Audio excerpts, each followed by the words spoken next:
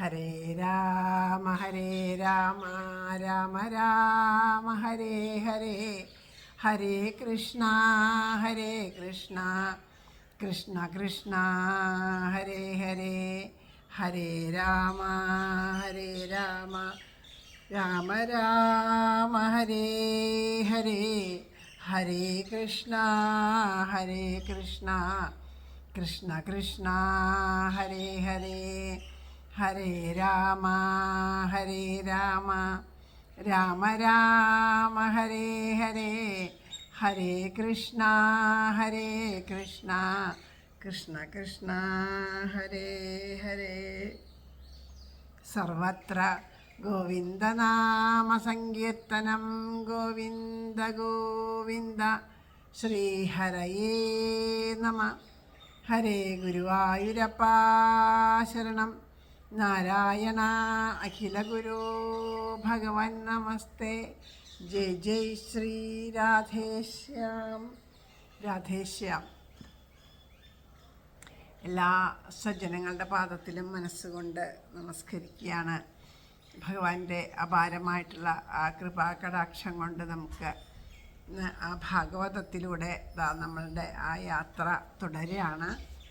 കഴിഞ്ഞ ദിവസം പാരായണം ചെയ്ത് സമർപ്പിച്ചത് ശ്രീമദ് ഭാഗവതത്തിലെ പ്രഥമസ്കന്ധം 13-ാം അധ്യായം വരെയുള്ള ഭാഗങ്ങളാണ്. ഇനി പാരായണം ചെയ്യേണ്ടത് 13-ാം അധ്യായമാണ്. 12 വരെ പാരായണം ചെയ്ത് സമർപ്പിച്ചു.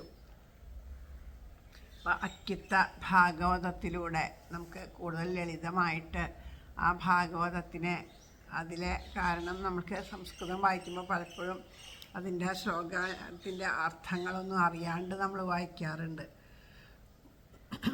അതിന് നമുക്ക് സഹായമായിക്കൊണ്ട് ഈ അക്കിത്ത ഭാഗവതം കൂടി ചേർത്ത് വെച്ച് വായിക്കുമ്പോൾ നമുക്കത് കൂടുതൽ നമ്മുടെ മനസ്സിലേക്ക് അതിൻ്റെ ആശയങ്ങൾ കൂടുതൽ നമുക്ക് വ്യക്തമായിട്ട് മനസ്സിലാക്കാൻ സാധിക്കുന്നുണ്ട്.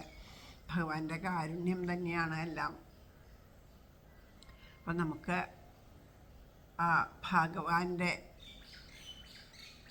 പ്രത്യക്ഷ സ്വരൂപമായിട്ടുള്ള ഭാഗവതത്തിലൂടെ ആ ഭഗവാന്റെ ശ്രീമദ് ഭാഗവതാഖ്യോയം പ്രത്യക്ഷ കൃഷ്ണ ഏവഹി എന്ന് പറയുന്നത് പ്രത്യക്ഷമായിട്ട് കലിയുഗത്തിൽ ആ ഭാഗവതം എന്ന് പറഞ്ഞാൽ ഈ പുസ്തകമോ ഗ്രന്ഥമോ അല്ല, അതിനുള്ളിൽ ഉള്ളത് അതിൻ്റെ ഉള്ളിലെ സത്തയാണ്. ഭഗവാൻ തന്നെയാണ് ഭാഗവതം. അതിലെ ഓരോ അക്ഷരവും ഭാഗവതം തന്നെയാണ്, ഭഗവാൻ തന്നെയാണ്. അപ്പോൾ ആ ഭഗവാനെ അനുഭവിക്കാനായിട്ട് നമുക്ക് സാധിക്കട്ടെ. കൃഷ്ണാനുഭവം എല്ലാവർക്കും ഉണ്ടാവട്ടെ എന്ന് പ്രാർത്ഥിച്ചുകൊണ്ട് ഇന്നത്തെ പാരായണം ആരംഭിക്കാം. ഹരേ രാമ രാമ രാമ ഹരേ ഹരേ, ഹരേ കൃഷ്ണ കൃഷ്ണ കൃഷ്ണ ഹരേ ഹരേ. ഓം നമോ ഭഗവതേ വാസുദേവായ, ഓം നമോ ഭഗവതേ വാസുദേവായ, ഓം നമോ ഭഗവതേ വാസുദേവായ. ഓം ശ്രീകൃഷ്ണ പരമാത്മനേ നമഃ. ശ്രീമദ് ഭാഗവതം പ്രഥമസ്കന്ധം 13-ാം അധ്യായം. സൂത ഉവാച. വിദുരസ്തീർത്ഥയാത്രായാം മൈത്രേയാദാത്മനോ ഗതിം ജ്ഞാത്വാഗാത് ഹസ്തിനപുരം തയാ വാപ്താ വിവിത്സിത. യാവദകൃതവാൻ പ്രശ്നാൻ ക്ഷത്താ കൗശാരവാഗ്രത ജാതൈകഭക്തിർഗോവിന്ദേ തേഭ്യശ്ചോ പരരാമഃ. തം ബന്ധുമാഗതം ദൃഷ്ട്വാ ധർമ്മപുത്രാ സഹാനുജ ധൃതരാഷ്ട്രോ യുയുത്സുശ്ച സൂത ശാരദ്വ്രത പൃഥാ ഗാന്ധാരി ദ്രൗപദീ ബ്രഹ്മൻ സുഭദ്രാ ചോത്തരാ കൃപി അന്യാശ്ച ജാമയാ പാണ്ഡോജ്ഞാതായ സസുതസ്ത്രിയ പ്രത്യുജഗ്മോ പ്രഹർഷേണ പ്രാണം ധന്യ ഇവാഗതം. അഭിസംഗമ്യ വിധിവത് പരീക്ഷ്യങ്വാ പരിഷ്യങ്കാഭിവാദനൈ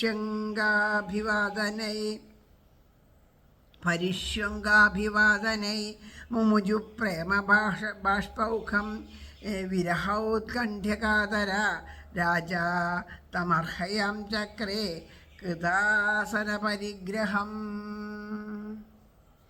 ഓം നമോ ഭഗവതേ വാസുദേവായ.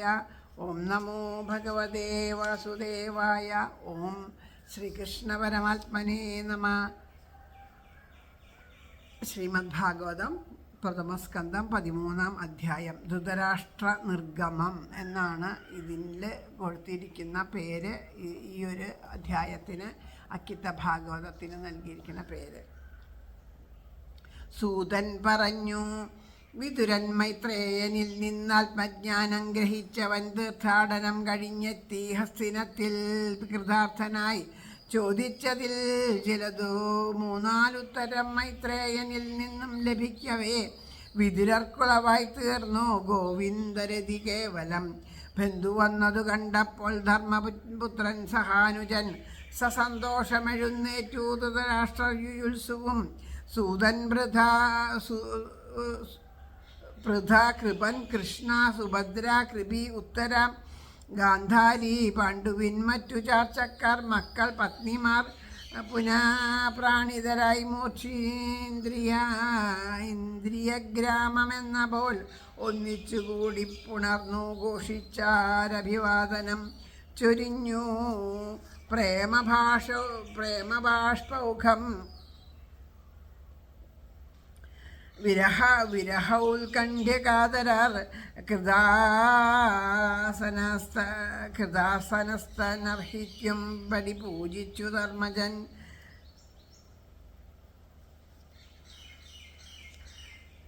അപ്പോൾ ആ 13-ാമത്തെ അധ്യായം തുടങ്ങണത് പരീക്ഷത്തിൻ്റെ ആ കലിനിഗ്രഹം മുതലായിട്ടുള്ള അത്ഭുതമായിട്ടുള്ള കാര്യങ്ങളെയൊക്കെ പറ്റിയിട്ട് വിതുരരുടെ പറയാനുള്ളത്. ആ വിതുരരുടെ വരവ് നിമിത്തം എന്താണ് കഴിഞ്ഞ ദിവസം കലിയൊക്കെ ആ പരീക്ഷത്തിൻ്റെ ജനനവും ആ കാര്യങ്ങളൊക്കെയാണ് പറഞ്ഞത്. അപ്പം ഇനി ഇപ്പം എന്താണെന്ന് വെച്ചിട്ടുണ്ടെങ്കിൽ അടുത്തത് അതിന് ശേഷം പറയണത് ധൃതരാഷ്ട്രൻ്റെ പുറപ്പാട്, അർജുനൻ്റെ മടങ്ങി വരവ്, ശ്രീകൃഷ്ണൻ്റെ അന്തർധാനത്തെ കേട്ടുകൊണ്ട് പരീക്ഷത്തിനെ രാജ്യത്തിൽ രാജ്യാഭിഷേകം ചെയ്ത ശേഷം പാണ്ഡവന്മാർ പുറപ്പെട്ടു പോയിട്ടുള്ള കഥകളൊക്കെയാണ് ഇനി പറയാനായിട്ട് ഭാവിക്കുന്നത്.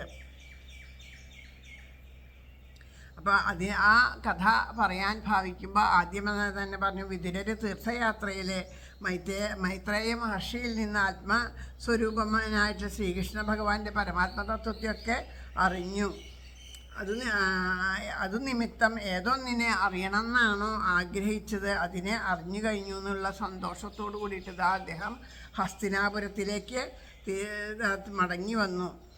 അപ്പോൾ അവിടെ ശ്രീകൃഷ്ണൻ സകല ചരാചരങ്ങളിലും ആത്മാവായിട്ടിരിക്കുന്ന ആളാണല്ലോ ശ്രീകൃഷ്ണൻ. അപ്പോൾ ആത്മാവിനെ അറിഞ്ഞാൽ എല്ലാം അറിഞ്ഞു എന്നാണ് പറയണത്. അപ്പോൾ ആ ഒരു ആത്മാവിനെ അറിഞ്ഞു എന്നുള്ള ആ ഒരു സന്തോഷത്തോടു കൂടിയിട്ട് അദ്ദേഹം ഹസ്തിനാപുരത്തിലേക്ക് തിരിച്ചു വരികയാണ്. അങ്ങനെ തിരിച്ചു വന്നപ്പോൾ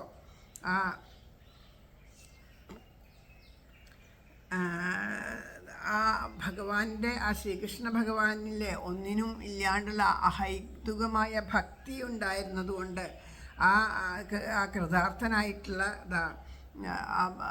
അദ്ദേഹം കൂടുതലൊന്നും പിന്നെ ചോദിക്കുകയും അറിയാൻ വേണ്ട. എന്താ വേണ്ടത്? ഭഗവാനിൽ ഭക്തി ഉണ്ടാവുകയാണ് അല്ലേ. ഭാഗവതമൊക്കെ നമ്മൾ കേട്ടുകൊണ്ടിരിക്കുമ്പോൾ ചിലവർക്ക് ഭാഗവതം എത്ര പ്രാവശ്യം കേട്ടാലും ആ ഒരു ഭക്തിഭാവമൊന്നും ഉള്ളിലുണ്ടാവില്ല. നമ്മൾ ചില സമയത്തൊക്കെ പറയുമ്പോൾ കേൾക്കും, ഞാൻ 25 തവണ ഭാഗവതം കേട്ടത്. അത് തന്നെ ഒരു അഹങ്കാരം പോലെയാണ് പറയുക. 25 തവണ ഭാഗവതം കേട്ട ആളാണ്. എനിക്ക് ഇങ്ങനെ അപ്പോൾ പുസ്തകമൊന്നും വേണ്ട, എനിക്ക് കണ്ണടച്ചിരുന്ന് കേട്ടാൽ ഓരോന്നിൻ്റെ അർത്ഥവും കാര്യങ്ങളൊക്കെ എനിക്കറിയാം എന്ന് പറയും. അത് അവർ അവിടുന്ന് എണീറ്റ് പോയി ആ സ്ഥലത്ത് അറിയാണ്ട് ഒരാൾ വന്നിരുന്നാൽ പിന്നെ ആ വന്നിരുന്ന ആളെ എന്താ പറയുക, അവരെ വഴക്ക് പറഞ്ഞ് അവിടെ നിന്ന് പുറന്തള്ളുന്ന കാഴ്ചയൊക്കെ കാണുമ്പോൾ നമുക്ക് തോന്നും 25 പ്രാവശ്യം ഭാഗവതം കേട്ട അവരെക്കാളൊക്കെ എത്രയോ അനുഗ്രഹമാണ് ഭഗവാൻ നമ്മളോട് നമുക്ക് തന്നിരിക്കുന്നത്. കാരണം എന്താണെന്ന് വെച്ചാൽ അങ്ങനെ ഒരു മത്സരബുദ്ധി ഇല്ലാണ്ടിരിക്കാനുള്ളൊരു ഭാഗ്യം ഭഗവാൻ അത് നമുക്ക് അത് ഈശ്വരൻ്റെ അനുഗ്രഹം തന്നെയാണ് കിട്ടിയിട്ടുണ്ടല്ലോ. അപ്പോൾ ഇത് കേട്ടത് കൊണ്ട് പ്രയോജനപ്പെട്ടില്ല. എന്താ ഭക്തിഭാവം ഉള്ളിൽ വന്നാൽ മാത്രമേ അത് ഉണ്ടാവുള്ളൂ. അറിവുണ്ട്. ഭാഗവതത്തിലെ ഓരോ ശ്ലോകങ്ങൾ ഒരു ശ്ലോകം അങ്ങോട്ട് പറഞ്ഞാൽ അത് ഏത് സ്കന്ധത്തിലെ ഏത് അധ്യായത്തിലെ എത്രാമത്തെ ശ്ലോകമെന്ന് വരെ പറയാനുള്ള കഴിവൊക്കെ ഉണ്ടാവുമായിരിക്കും. പക്ഷേ ആ അറിവിൻ്റെ പോലെയല്ല പ്രവൃത്തിയിൽ അത് കാണണില്ല. മറ്റുള്ളവരോടൊക്കെ സർവഭൂതങ്ങളിലും നിറഞ്ഞിരിക്കുന്നത് ആ പരമാത്മാവായിട്ടുള്ള ഭഗവാനാണെന്ന് അറിയുമ്പോൾ സർവഭൂതങ്ങളോട് സ്നേഹവും അവരോട് ആ ദയവും കാരുണ്യവും വിട്ടുകൊടുക്കാനുള്ള മനസ്ഥിതിയും. കാരണം നമ്മൾ ആർക്ക് എങ്ങനെ ചെയ്യുമ്പോഴും അതൊക്കെ ചെന്ന് ചേരുന്നത് ഭഗവാനിലാണെന്നുള്ള സത്യം ബോധിക്കുകയാണ് വേണ്ടത്. അതിനാണ് ആ ഭക്തിഭാവം ഉണ്ടാവേണ്ടത്.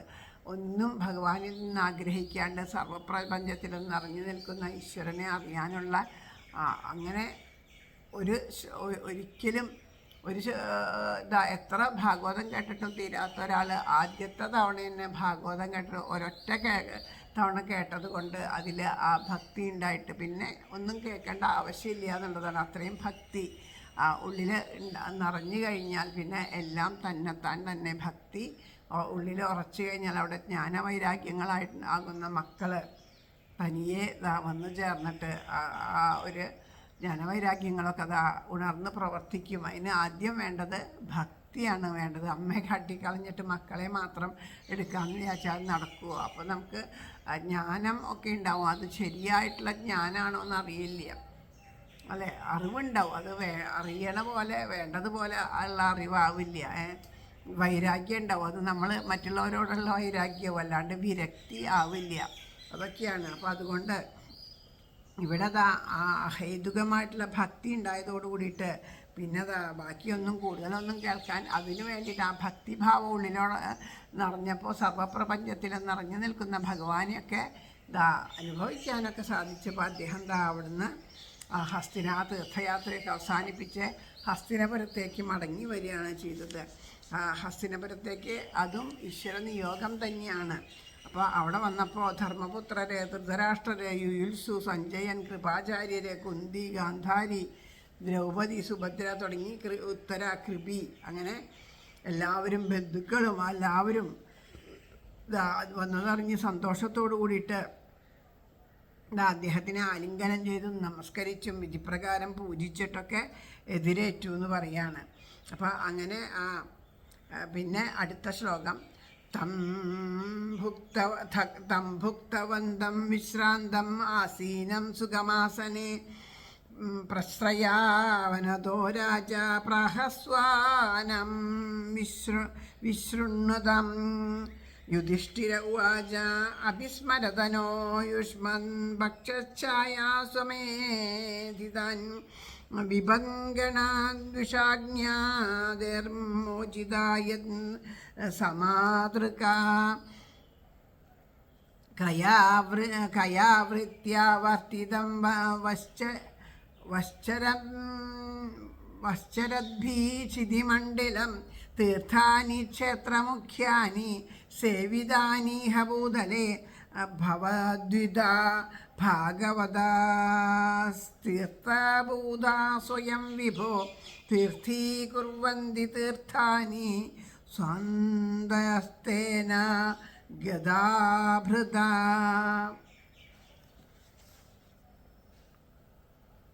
ഊണും വിശ്രമവും തീർന്ന സസുഖാസന സംസ്ഥനെ വന്ദിച്ചെല്ലാവരും കേൾക്കെ അന്വേഷിച്ചു യുധിഷ്ഠിരൻ, ചിറകിന്തണലിൽ താങ്കൾ ഞങ്ങളെ കാത്തതോർപ്പിതോ വിഷാജ്ഞാതി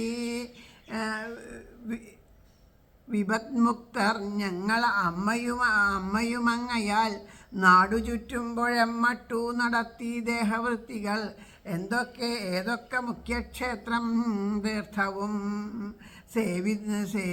തീർത്ഥവും സേവിതമങ്ങയാൽ സ്വാന്തസ്ഥാനം ഗതാഭ്യത്താൽ തീർത്ഥീഭൂതർ ഭവാദൃശർ തീർത്ഥീകരിക്കുന്നു തീർത്ഥമാലിന്യങ്ങളെയും വിഭോ.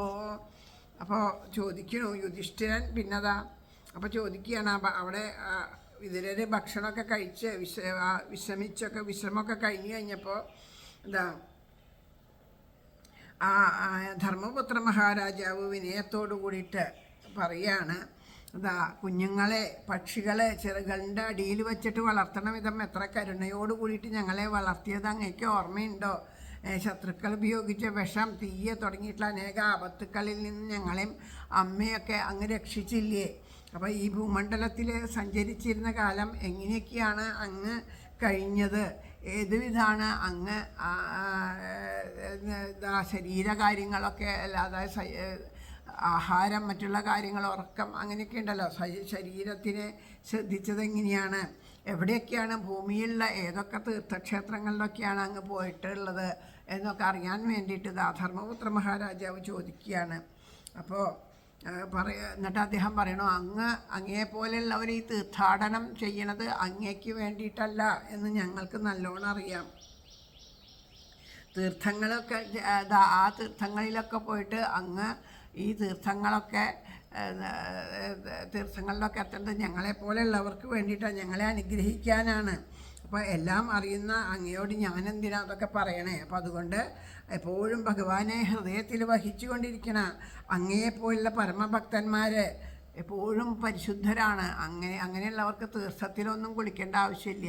അങ്ങനെയുള്ളവർ ധാരാളം പാപങ്ങളൊക്കെ ചെയ്തിട്ട് ആ പാപത്തിൽ നിന്ന് വിമുക്തി നേടാൻ പശ്ചാത്താപത്തോടു കൂടിയിട്ട് തീർത്ഥസ്നാനങ്ങളിലൊക്കെ മുങ്ങിക്കഴിയുമ്പോൾ ആ തീർത്ഥങ്ങളൊക്കെ എന്തുണ്ടാവും? ആ തീർത്ഥങ്ങളൊക്കെ ആ പാപപങ്കിലമായിട്ട് തീരും. പക്ഷേ അങ്ങയെപ്പോലുള്ളവർ പോയിട്ട് ആ തീർത്ഥത്തിൽ മുങ്ങിയാൽ ആ തീർത്ഥം പരിശുദ്ധമായിട്ട് തീരും. അപ്പോൾ ആ തീർത്ഥങ്ങളെ സ്വയം പരിശുദ്ധമാക്കാനായിട്ടുള്ളത് അങ്ങയെപ്പോലെയുള്ള മഹാത്മാക്കളാണ്. അപ്പോൾ അവർ എവിടെ എത്തിയാലും, അതിപ്പോൾ ക്ഷേത്രത്തിലെ സ്ഥാനങ്ങളെന്ന് മാത്രമല്ല, അങ്ങനെയുള്ള മഹാത്മാക്കൾ നമ്മുടെ ആ ഗൃഹത്തിലേക്ക് പ്രവേശിച്ചാൽ ഗൃഹം പരിപാവനമാകും. അത്രയും ഭക്തിയുള്ളവർ എവിടെ ആയാലും അവർ ആ തീർത്ഥം തന്നെ, ആ തീർത്ഥത്തിന് സമാനമാണ്. അങ്ങനെയുള്ള മഹാത്മാക്കളൊക്കെ നമ്മുടെ ഗൃഹത്തിലേക്ക് വന്നാൽ കാലെടുത്ത് വെച്ചാൽ നമ്മുടെ ഗൃഹം പരിശുദ്ധമായിട്ട് തീരും എന്ന് പറയുന്നു. സുഹൃദസ്താദാ ബാന്ധവ കൃഷ്ണദേവത ദുഷ്ടാശുത്വാ സ്വപുര്യാം സുഖമാസദേ ഇത്യുക്തോ ധർമ്മരാജേന സർവന്തം സമവർണയത് യഥാനുഭൂതം ക്രമശോ വിനായതുകുലം ക്ഷയം നാന്യപ്രിയം ദുർവിഷഹം നൃണാം സ്വയം ഉപസ്ഥിതം നാവേദയത് സകരുണോ ദുഃഖിതൻ ദ്രഷ്ടുമക്ഷമാം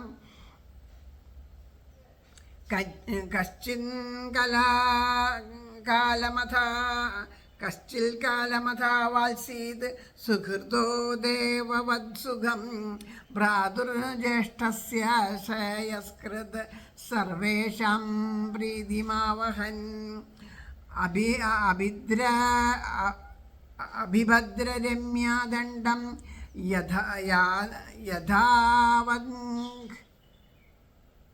യഥാവദ് അഖകാരിഷു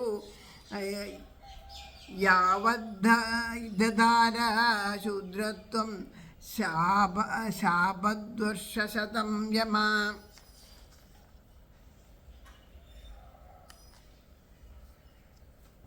ഹരേ കൃഷ്ണ.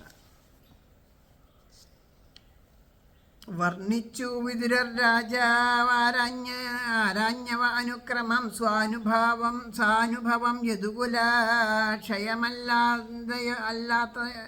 അല്ലാത്തതൊക്കെയും അസഹ്യമപ്രിയം താനേ സംഭവിച്ച വിപത്തുകൾ മിണ്ടല്ല കണ്ണീരു കാണാൻ കൽപ്പില്ലാത്തതയാ നിധി സർവർക്കും പ്രീതിയരുളി ശ്രേയസ്സേട്ടനു നൽകിയും കുറേ നാളവിടെ പാർത്തു ദേവൻ പോൽ സുഖസൽകൃതൻ. യമൻ മണ്ഡവ്യനാൽ ശബ്ദൻ ശൂദ്രനായി 100 വത്സരം ആര്യമാവാണ് അന്നു പാപികളെ ശിക്ഷിച്ചിരുന്നവൻ. ഹരേ കൃഷ്ണ.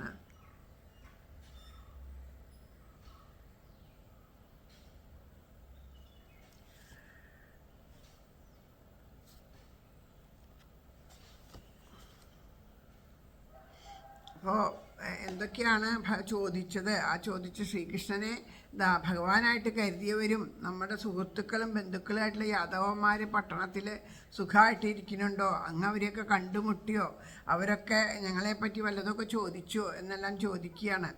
അപ്പോൾ അങ്ങനെ ധർമ്മപുത്ര മഹാരാജാവ് ചോദിച്ചപ്പോൾ വിതുരർ അറിഞ്ഞതും അനുഭവിച്ചതുമായിട്ടുള്ള എല്ലാ കാര്യങ്ങളും ക്രമത്തിൽ പറഞ്ഞു. പക്ഷേ യദുകുലം നശിച്ചു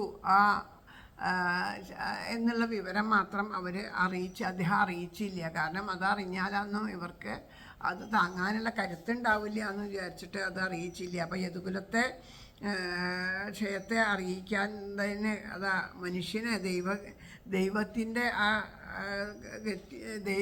അതായത് ദൈവ വിധി കൊണ്ട് സംഭവിക്കുന്നതായിട്ടും സഹിക്കാൻ പ്രയാസമുള്ളതായിട്ട് വൃത്താന്തങ്ങൾ എന്തായാലും ദൈവഹത്യ എന്ന് പറയില്ലേ നമ്മൾ. കാരണം ഓരോ ജീവനും ഉടലെടുക്കുന്നതിന് മുമ്പ് തന്നെ ആ ശരീരത്തിൽ വന്നു ചേരുമ്പോൾ ആ ശരീര പ്രാരാബ്ധങ്ങളൊക്കെ അനുഭവിച്ചുകൊണ്ട് ഇന്നതൊക്കെ ആ ശരീരമൊക്കെ ഉപേക്ഷിക്കേണ്ടി വരിക എന്ന് ഓരോ ജീവനിലും അടിസ്ഥാനമായിട്ടുള്ളതാണ്. അത് സംഭവിക്കേണ്ട സമയത്ത് സംഭവിക്കുക തന്നെ ചെയ്യും.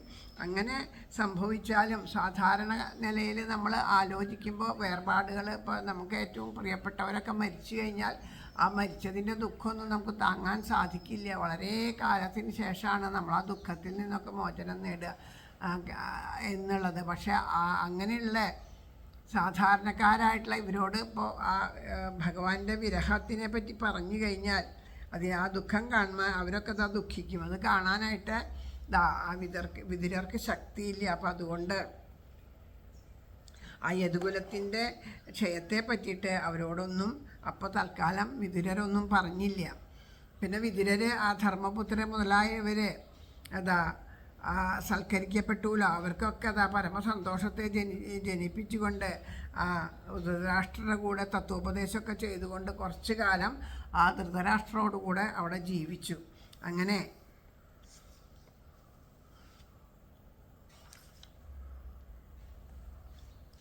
സൂത ഉവാച യുധിഷ്ഠിരോ ലബ്ധരാജ്യോ ദൃഷ്ട്വാ പൗത്രം കുലം ധരം ഭ്രാതൃഭിർലോകപാലൈർപാലാഭൈർ മമുദേ പരയാ ശ്രിയാം ഏവം ഗൃഹേഷു സക്താനാം പ്രമത്താനാം തദീഹയാ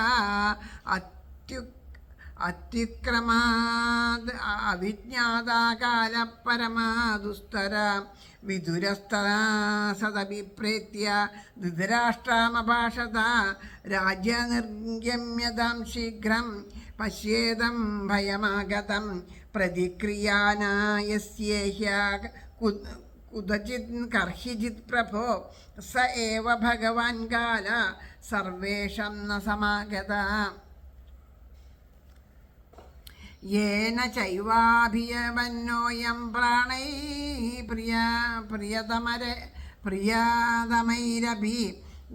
പ്രിയതമൈരഭി ജനാസദ്യോ വിയുജ്യേത കിമുദാന്യൈർധനാദിഭി പിതൃഭ്രാതൃസുഹൃത്പുത്ര ഹദാസ്തേ വിഗതം ഗയാ ആത്മാ ച ജരയാഗ്രസ്ത പരമഗേഹാമുപാസനം അഹോ മഹീയസീ ജന്തോർ ജീവിതാശായയാ ഭവാൻ ഭീമേന വർജിതം പിണ്ഡം ആദത്തേ ഗൃഹപാലവത്.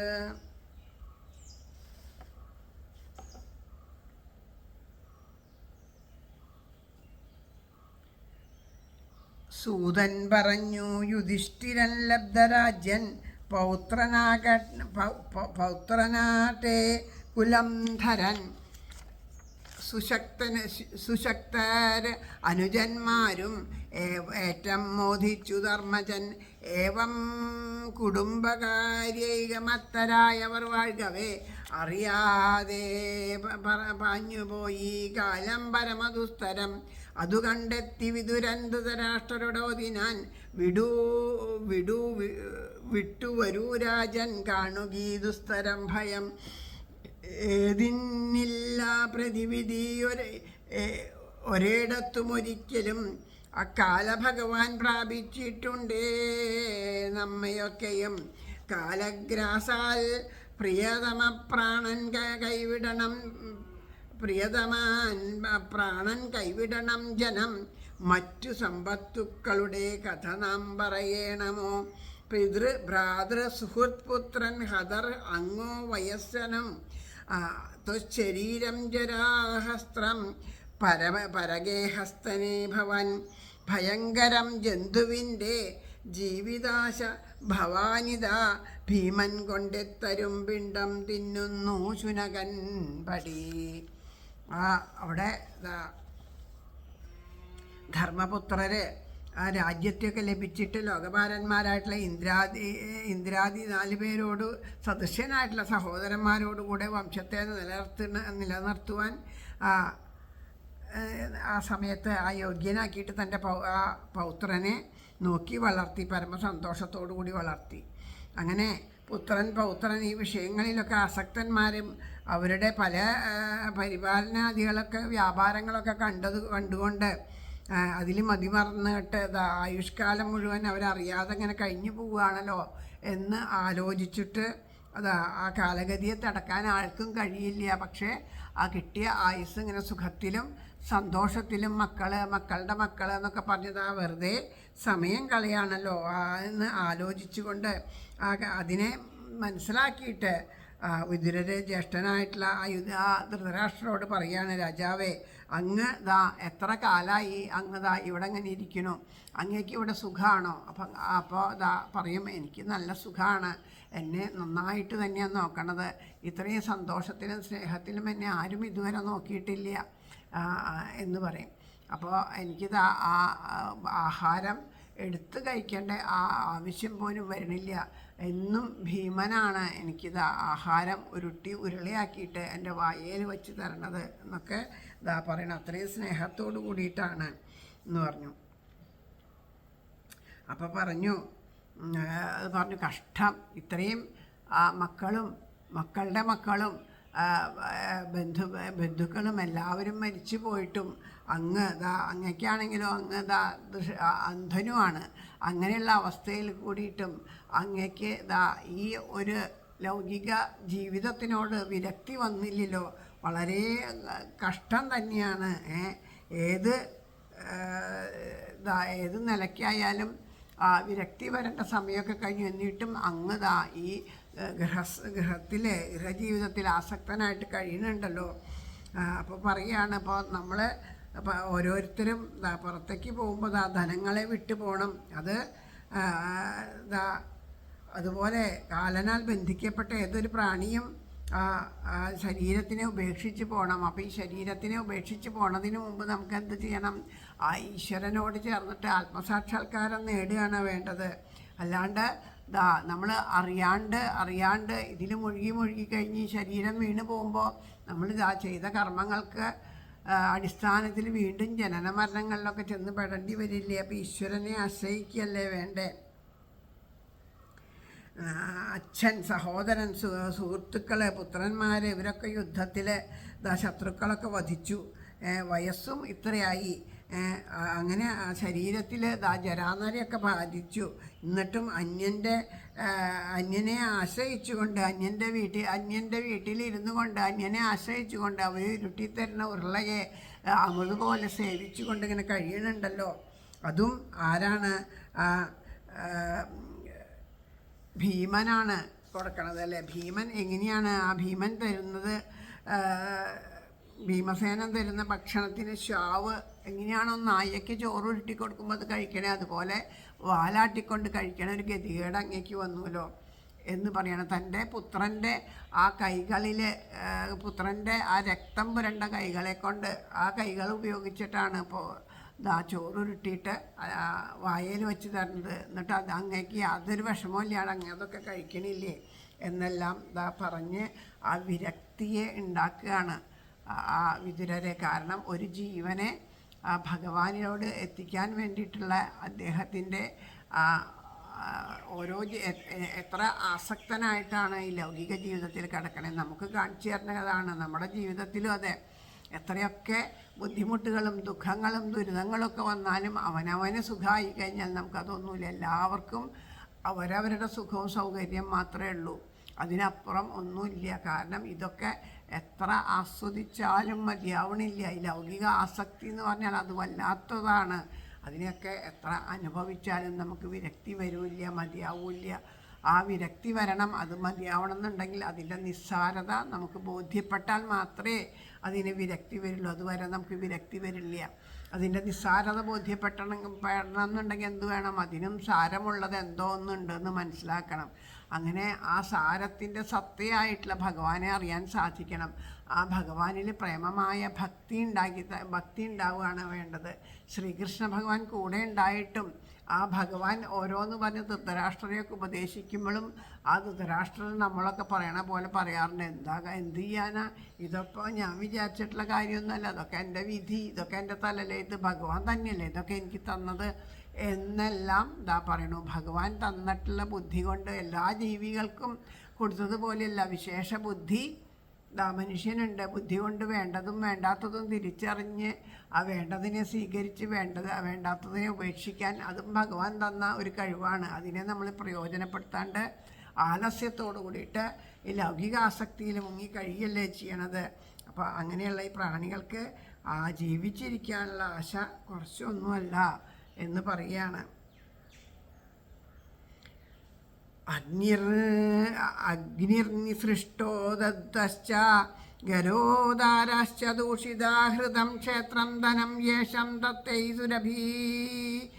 തത്തൈരസുരഭിക്കിയത് തസ്യാപി തവ ദേഹോയം കൃപണസ്യ ജിജീവിഷോ പരൈത്യനിശ്ചിതോ ജീർണോ ജരയാ വാസസി ഇവ ഗത്വ സ്വാർത്ഥമിമം ദേഹം വിരക്തോ മുക്തബന്ധന അവിജ്ഞാതഗതിർജഹ്യാത് സവൈധീര ഉദാഹൃത യസ്വകാത് പരതോ വേഹ ജാതനിർവേദാത്മവാൻ ഹൃദി കൃത്വാ ഹരിം ഗേഹാത് പ്രവ്രജേ സ നരോത്തമ അധോദിജിം ദിശം യാതു സ്വൈരജ്ഞാതഗതിർഭവാൻ ഇതോർവാഗ് പ്രായശസ്കാല പുംസാം ഗുണവികർഷണ.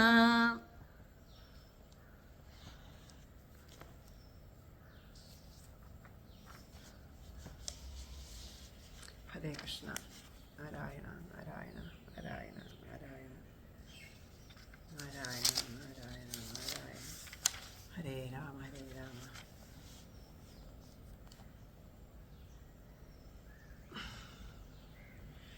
പുരയ്ക്കു തീവച്ചു തീറ്റി വിഷം നിന്ദിച്ചു പത്നിയെ തട്ടി ധനം ഭൂമി ഇന്നദയ പോറ്റുന്നു നിങ്ങളെ പറയാണ്. എന്തെല്ലാം വിധത്തിൽ നിങ്ങളിതാ ഈ പാണ്ഡവരെ ദ്രോഹിച്ചു അല്ലേ, അവരെ ഇതാ തീവച്ചു, അതുപോലെ വിഷം കൊടുത്ത് കൊല്ലാൻ നോക്കി. അതൊക്കെ അങ്ങയുടെയും കൂടിയും അറിവോട് കൂടിയിട്ടും സമ്മതത്തോടും കൂടിയിട്ടല്ലേ നടന്നതൊക്കെ.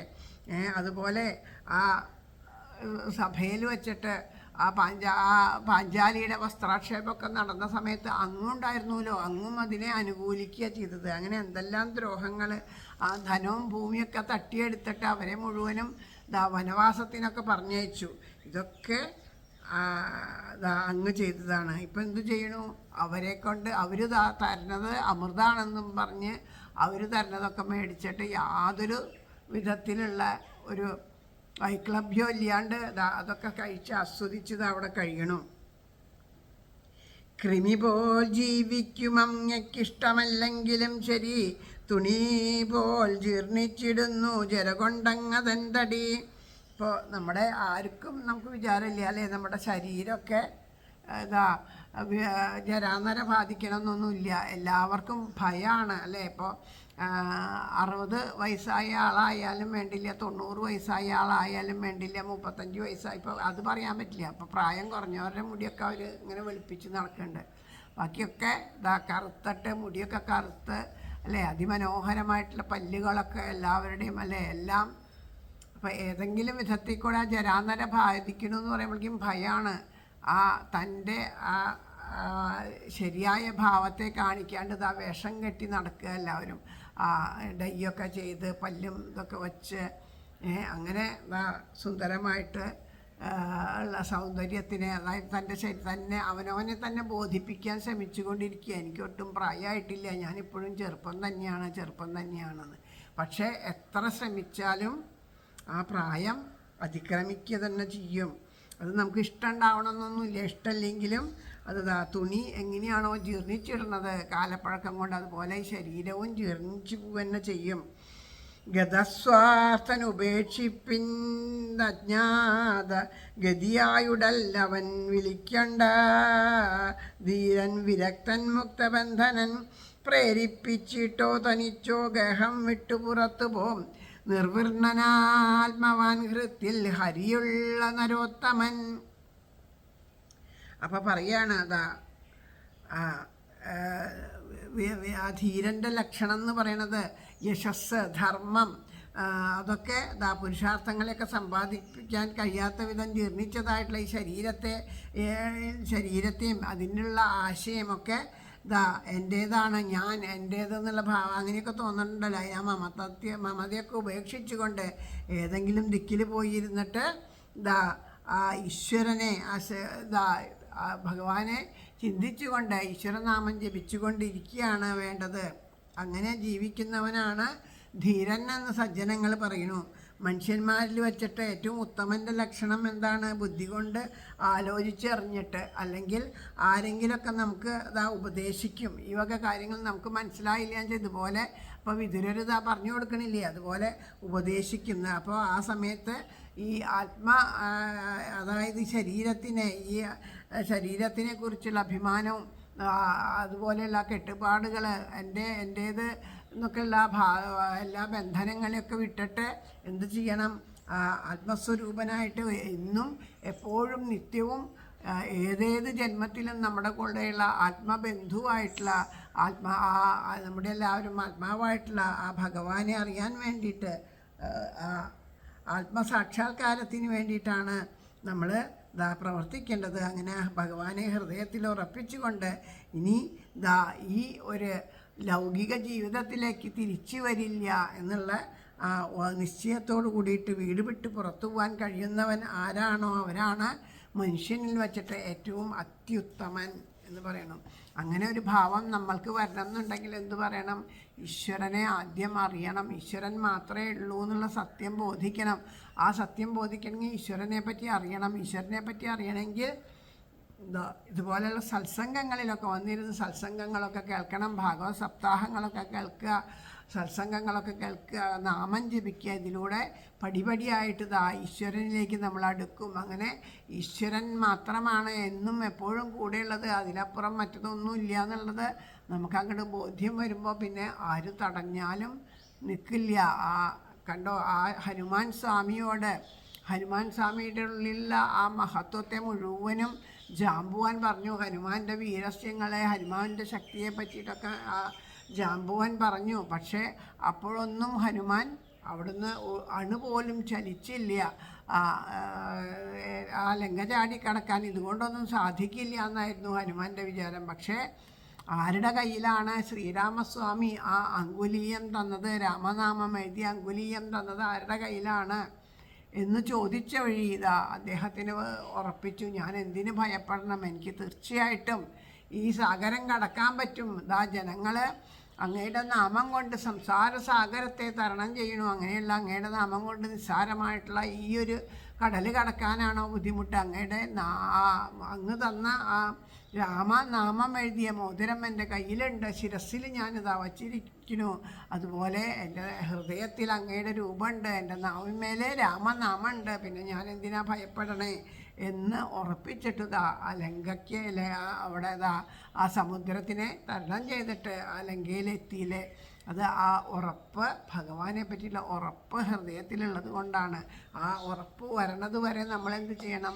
സത്സംഗത്തിലിരുന്ന് നാമം ജപിച്ച് ആ സത്സംഗത്തിലിരിക്കുക എന്ന് പറഞ്ഞാൽ പുറമേ പോയി കേൾക്കേണ്ടത് മാത്രമല്ല, ഭാഗവതം, ഭഗവത്ഗീത, നാരായണീയം മുതലായിട്ടുള്ളതൊക്കെ വായിക്കുക. ഇതൊക്കെ കൂടിയും അതിലുള്ളത് തന്നെയാണ്. അപ്പോൾ അതൊക്കെ ഇന്ന് ഞാനൊരു അമ്മയോട് വർത്തമാനം പറഞ്ഞു. നമ്മുടെ പ്രേമ പുഷ്പാഞ്ജലിയിലുള്ളതാണ്, നമ്മുടെ ഒരു ബന്ധുവാണ്. ആ അമ്മയുടെ പേര് പാർവതി എന്നാണ് അമ്മയുടെ പേര്. അവരുടെ ഭർത്താവിന് കുറച്ച് കാലമായിട്ട് അസുഖമാണ്. അത് വ്യാധി വന്ന് പിടിപെട്ടു. മറാവ്യാധിയാണ് വന്ന് പിടിപെട്ടത്. അതുകൊണ്ട് ബുദ്ധിമുട്ടിക്കൊണ്ടിരിക്കുകയായിരുന്നു. ഇപ്പോൾ അദ്ദേഹം അത്രയും തീവ്രമായിട്ടുള്ള അവസ്ഥയിൽ ആശുപത്രിയിൽ ICUയിൽ കിടക്കുകയാണ്. എന്നിട്ട് ഇന്ന് വിളിച്ച് സംസാരിച്ച് കഴിഞ്ഞപ്പോൾ എന്നോട് ആ അമ്മ പറഞ്ഞത് കേട്ടിട്ട് ഞാൻ നമസ്കരിച്ചു പോയി മനസ്സുകൊണ്ട് അമ്മയുടെ പാദത്തിൽ. കാരണം ICUയിൽ കിടക്കണു, അവർ ഒറ്റയ്ക്കേ ഉള്ളൂ ആശുപത്രിയിൽ, വേറെ ആരുമില്ല. അങ്ങനെയുള്ള ഒരവസ്ഥയിൽ ആ ഹോസ്പിറ്റലിൽ കുട്ടികളൊക്കെ പുറമെയാണ്, അവരിപ്പോൾ വന്നിട്ടുണ്ട്. എന്നാലും അവർ തന്നെയാണ് കൈകാര്യം ചെയ്യുക. കാരണം ഇടയ്ക്ക് വയ്യായവരും കുറയുകയൊക്കെ ചെയ്യുമ്പോൾ എപ്പോഴും കുട്ടികൾക്ക് ജോലിയല്ലേ, അവർക്ക് വരാൻ സാധിച്ചു എന്നല്ലേ. അപ്പോൾ അമ്മയ്ക്ക് ആ കൈകാര്യം ചെയ്യാനുള്ള കരുത്ത്. അപ്പോൾ എന്നോട് പറഞ്ഞു, എനിക്ക് ഈ കരുത്ത് കിട്ടിയതേ നാമജപം കൊണ്ട് മാത്രമാണ് സുദർശനാമേ. ഞാനുണ്ടല്ലോ രാവിലെ എന്നും ഹോസ്പിറ്റലിലായാലും അദ്ദേഹത്തിന് ഏതൊരവസ്ഥയിലാണെങ്കിലും, ഇപ്പം ഞാൻ അമ്പലങ്ങളിലേക്ക് പോവുകയോ ഭാഗവതം കേൾക്കാൻ പോവുകയോ നാരായണീയം വായിക്കാൻ പോവുകയോ ഒന്നും ഞാൻ ചെയ്യാറില്ല. കാരണം അദ്ദേഹത്തിന് എപ്പോഴും എൻ്റെ ശുശ്രൂഷ ആവശ്യമാണ്. അദ്ദേഹത്തിന് കിടപ്പിലായിട്ട് കുറച്ച് കാലമായി, അപ്പോൾ എൻ്റെ ആവശ്യമാണ്. അപ്പം ഞാൻ എന്നും രാവിലെ 3 മണിക്ക് എണീക്കും. എന്നിട്ട് 3 മണിക്ക് എണീറ്റിട്ട് മനസ്സുകൊണ്ട് ഈ ആശുപത്രിയിലിരുന്നപ്പോൾ ഇന്ന് വരെ ചെയ്തു എന്നാണ് പറയണത്. കാരണം ഇന്ന് ഡോക്ടർ വന്നിട്ട് പറഞ്ഞു ഏത് നിമിഷം വേണമെങ്കിലും എന്തും സംഭവിക്കാമെന്നുള്ളൊരവസ്ഥയാണെന്നാണ് പറഞ്ഞത്. അപ്പോൾ ഇന്ന് വരെ ഞാൻ എന്താ ചെയ്യണമെന്ന് വെച്ചാൽ 3 മണിക്ക് എണീറ്റ് കുളിച്ച് ശരീരശുദ്ധിയൊക്കെ വരുത്തിയിട്ട് കണ്ണടച്ചിട്ട് ഞാനിത് ആ ഭഗവാന്റെ വിഗ്രഹത്തിന് മുമ്പിൽ വിളക്ക് കൊളുത്തി വെച്ചിട്ട് ധാരാളം നാമം ജപിക്കും. നാമം ജപിച്ചതിന് ശേഷം നാരായണീയം വായിക്കും, ഭാഗവതം വായിക്കും, ഭഗവത്ഗീത വായിക്കും. ഇതൊക്കെ വായിച്ചിട്ട് ഭഗവാന് കീർത്തനങ്ങൾ പാടിക്കൊടുക്കും. അങ്ങനെ ആ ഭഗവാനെ കീർത്തനം പാടിയിട്ട് സന്തോഷിപ്പിക്കും. അങ്ങനെ മനസ്സുകൊണ്ട് ഞാൻ വെണ്ണയും പാലും ഇതൊക്കെ ഭഗവാന് നിവേദിക്കും. അത് കഴിഞ്ഞിട്ട് ഇന്നും ഞാനത് ചെയ്യുമെന്ന് പറഞ്ഞു. ആ ഒരവസ്ഥയിലും അത് ചെയ്യാൻ സാധിക്കുക എന്ന് പറഞ്ഞാൽ അവരുടെ മുന്നിൽ നമസ്കരിക്കല്ലാണ്ട് എന്താ വേണ്ടേ. അവർ പറയണേ എന്നെ ഇതിന് പ്രാപ്തയാക്കിയത് എൻ്റെ നാമജപമാണ്. ഞാനത് കാരണം ധൈര്യപൂർവ്വം ഇരിക്കുകയാണ്. ഒരു ജീവന് എത്ര സമയം ഈ ഭൂമിയിൽ ഇരിക്കാൻ സാധിക്കേണ്ടോ അത്രയും സമയം കഴിഞ്ഞാൽ നിശ്ചയമായിട്ടും ആ ജീവൻ ആ ശരീരത്തെ വിട്ടു പോകുന്നുള്ള സത്യം എനിക്ക് അറിയാം. അതുകൊണ്ട് എനിക്ക് ഒരു വിഷമവുമില്ല. ഞാൻ ആ അദ്ദേഹത്തിനെ ശുശ്രൂഷിച്ചത് മുഴുവൻ ഞാൻ ആ ഭഗവത് സേവയായിട്ടാണ് ചെയ്തിരിക്കുന്നത് എന്ന് പറഞ്ഞു. എത്ര ധൈര്യം! അതാണ് ധൈര്യം എന്ന് പറയണത്, അല്ലാണ്ട് മറ്റുള്ളതൊന്നുമല്ല ധൈര്യം. രാത്രി ഒറ്റയ്ക്ക് തൃശ്ശൂരിന്ന് ഇപ്പോൾ രാത്രി ഇരുട്ടത്ത് കാട്ടിക്കൂടെ അങ്ങോട്ട് പോകാൻ, പാലക്കാട് ചുരമൊക്കെ ഞങ്ങൾ കയറിയിട്ട് ആ ഇരുട്ടത്തിക്കൂടെ ഞാൻ പാലക്കാട്ടേക്ക് പോകുക, അതൊന്നുമല്ല ധൈര്യം. അല്ലെങ്കിൽ ഞാൻ തന്നെ ഒറ്റയ്ക്ക് ഇത്ര കിലോമീറ്റർ വണ്ടി ഓടിച്ച് ഇന്ന ദിക്കിലേക്ക് പോകാം, അതൊന്നുമല്ല ധൈര്യം. ധൈര്യം എന്ന് പറയണത് ഇത് തന്നെയാണ്. ഏതൊരവസ്ഥയിലും തളരാണ്ടിരിക്കണം മനസ്സ്, അതാണ് ധൈര്യം. അത് എന്തിനു വേണം? അത് സ്വയം മനസ്സിലാക്കിയിട്ടോ മറ്റുള്ളവരുടെ വാക്കുകൾ കേട്ടിട്ടോ നമ്മൾ അറിയണം. അങ്ങനെ ആ ഭഗവാനെ ഹൃദയത്തിൽ വെച്ച് പൂജിക്കാനായിട്ട് സാധിക്കണം എന്ന് പറയണം. അങ്ങനെ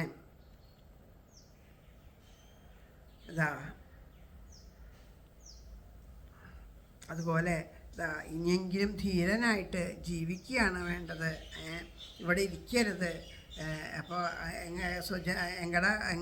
എങ്ങനെയാ പോയിക്കണേന്ന് സുജനങ്ങൾ അറിയാത്ത വിധം ഇവിടുന്ന് സ്ഥലം വിട്ടിട്ട് വടക്കോട്ട് സഞ്ചരിക്കുക. ഇനിയുള്ള കാലം അവിടെ പോയിട്ട് ധൈര്യത്തോടു കൂടിയിട്ട് ആ ഈശ്വരനെ ആരാധിച്ച് കഴിയൂ എന്ന് ആണ് പറയണത്.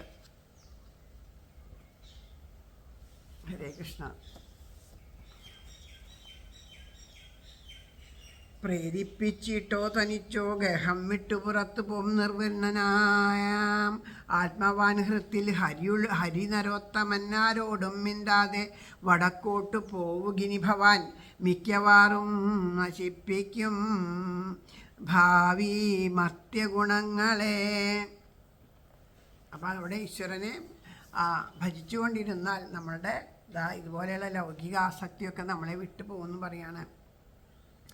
ഏവൻ രാജാവ് വിദുരേണാനുജേന പ്രജ്ഞാചക്ഷുർബോധിതാഹ്യജമീഢാജിത് ഛിത്വാ സ്വേഷു സ്നേഹപാശാൻ ദൃഢിബ്നോ നിശ്ചക്രാമാ പ്രാതു സന്ദർശിതാദ്വാ പതിം പ്രയാന്തം സുബലസ്യ പുത്രി പ്രതിവൃതാ ജാനുജകാമ സ്വാധ്വി ഹിമാലയം ന്യസ്ത്യദണ്ഡ ഹിമാലയം ന്യസ്ത ദണ്ഡപ്രവർഷം മനസ്സിനാം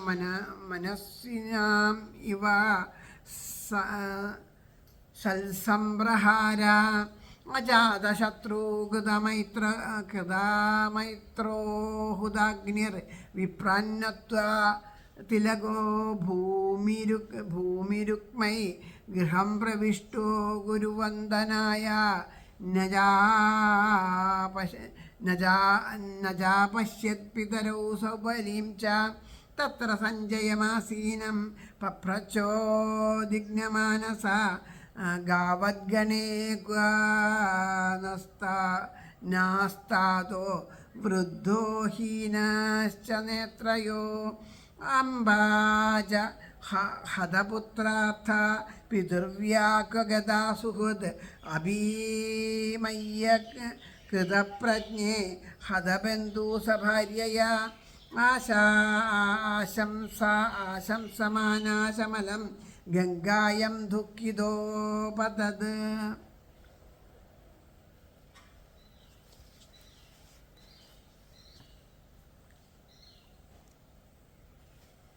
ഹരേ കൃഷ്ണ. ഏവം ദാസീപുത്രനാം തമ്പി ചൊൽഗേ